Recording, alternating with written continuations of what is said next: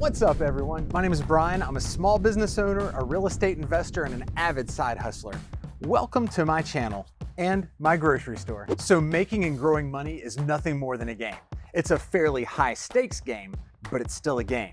Well, let's take a look at the 5 rules that will make this game a little easier for you.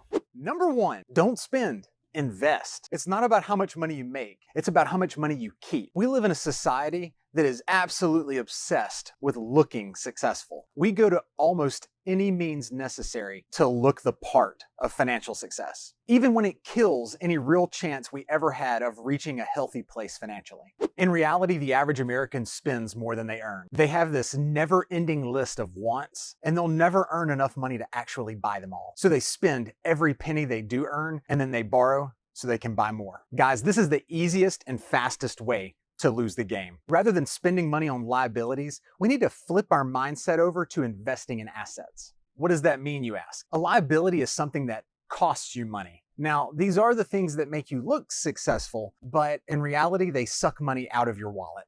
Things like a new car, or jet skis, or four-wheelers, or toys that you really don't need that cost you money to purchase and to maintain. Assets, on the other hand, are things that make you money, like a rental property. Well, we all know what frivolous spending looks like.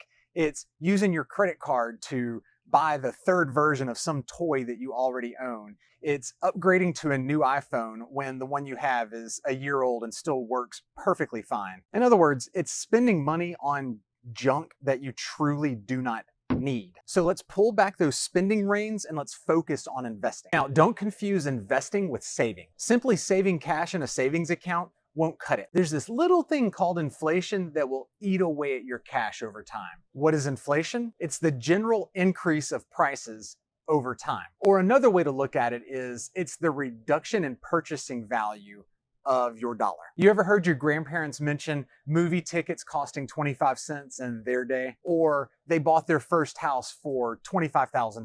The value of our dollar goes down with inflation over time. And the only way to outpace inflation is to invest it and out-earn it. So if inflation is calculated at a 2% rate year over year, you will need to earn a 2% return on your money just to break even. What is investing? It's when money or resources are allocated with the expectation of a positive benefit or a return in the future. An investment does require the sacrifice of a present asset that you hold, such as time, money, or effort. But again, if done correctly, that sacrifice will pay off in the form of returns in the future. Returns on those investments can come in a couple of different forms: cash flow and capital appreciation. A positive cash flow on an investment refers to the cash that's flowing back to you as a result of your investment. For example, if you purchased a rental property, your cash flow would be the money that you receive back in rent minus your expenses. Capital appreciation, on the other hand, looking at that same rental property, refers to the increase in value over time.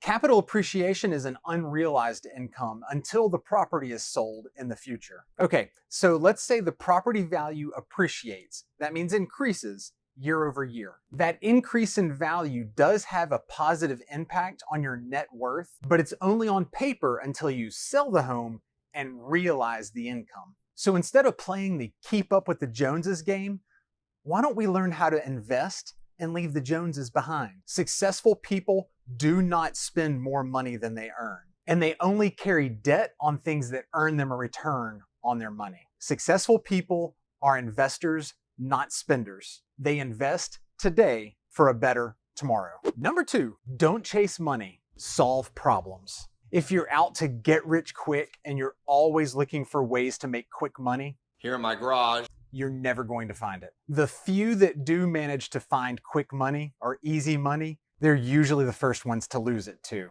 Ever heard the saying, easy come, easy go? That's exactly why lottery winners have a reputation for losing it just as fast as they won it. If you haven't learned the principles of managing small amounts of money, you will absolutely not know what to do when you have large amounts of money. But I digress.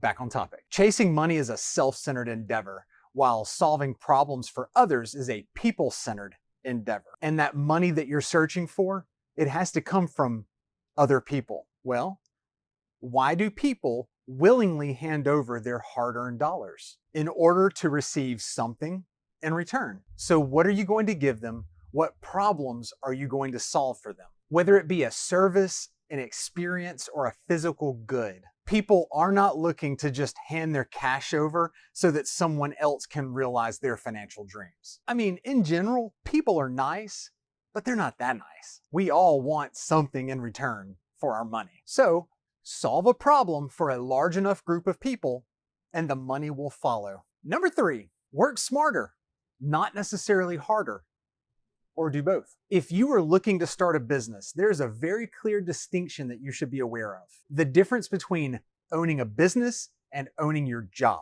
because there is a big difference in the two. If you own a business, then you own an asset that will continue to produce money for you, whether you're there or not. If you have to be there for your business to run, you own your job, and you're still swapping your time for dollars as if you're employed by somebody else. Lori Greiner of Shark Tank famously said, entrepreneurs are willing to work 80 hours a week in order to avoid working 40. And in the beginning of a new venture, that may be necessary. But if you don't have a plan to hand over the reins to a manager or a managing partner, then all you've done is started your own job.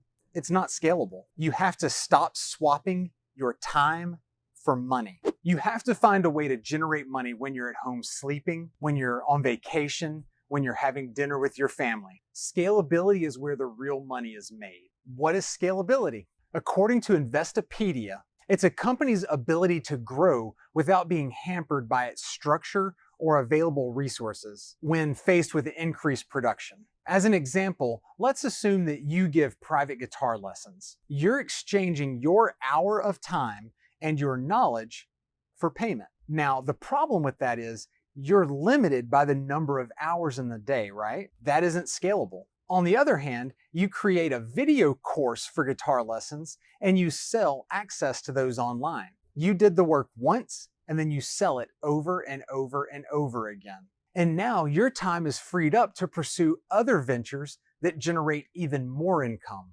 That is scalability. Work smarter, not harder. Number 4, game plan or strategy. You can't win if you don't know what game you're playing or if you haven't defined what winning is. Build a detailed financial and life plan. Set both large and small goals and short-term goals and long-term goals. And make a plan for every step along the way. Try to anticipate every obstacle that could arise and know how you'll address them when they do. Start by outlining your current situation, both financially and in life, and then clearly define where you would like to be by the end of your game. What does winning the game look like to you? We're all different. So once you have your bookends in place, that's where you are and where you want to be, make those goals in the middle bite-sized versions of the ultimate goal. For example, if you want to retire with $1.5 million in net worth, break that down into monthly and weekly investing goals. Now make sure you're hitting those goals, because for every month that you miss, for every time you don't hit that goal, you've got to recalculate and increase your investing so that you still end up hitting your ultimate goal. Also, a lot changes as time and life goes on. Constantly reevaluate your path and your goals just to make sure that you're still headed in the way you want to go. And last but certainly not least, number 5, take care of yourself, both physically and mentally. You are your biggest asset. I mean, without you, none of this would matter to you. So there's that. Successful people have a lot on their shoulders. They are faced with numerous problems and situations that need to be solved every day. And kind of like I said earlier, successful people are just problem solvers. That's what we do. As you progress, that's pretty much all you'll be doing, is solving problems and putting out fires. And that role can bring with it a lot of stress. We all know the benefits of regular exercise, but here are a few ways that it specifically relates to your financial success. First, lift weights and build muscle.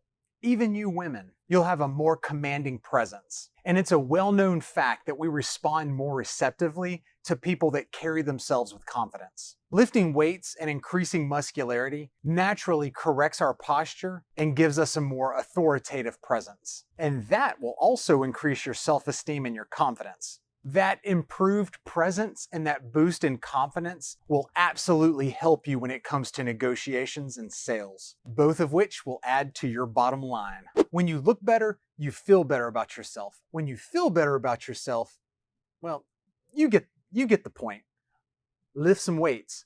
More muscle is more better. Secondly, cardio exercise has been shown to improve your mental health too. According to the Journal of Preventive Medicine and Public Health, regular cardio lifts your mood, decreases your anxiety, and improves the body's ability to withstand and recover from stress. And with strenuous exercise, your body releases endorphins.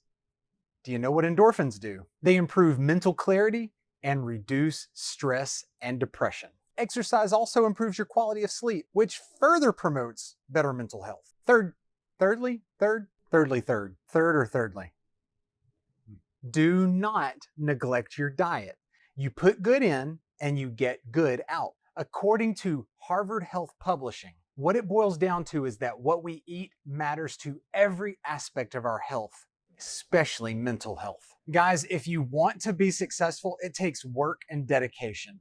Take these 5 steps seriously. You have to be willing to do the work that others aren't. If it were easy, everyone would do it. While the Joneses are pretending to be successful and running their credit card debt up on crap they don't need, you need to be focused on building real success and your net worth. There will be a time to transition from building your net worth to spending it, but that's a topic for another video. If you like the information in this video and you'd like to see more of it, do me a favor, you know what to do. Gently tap that like button, smash that subscribe button, and for good measure, hit that notification bell. Thank you for watching the entire video. You are awesome, and I'll see you in the next one. Bye.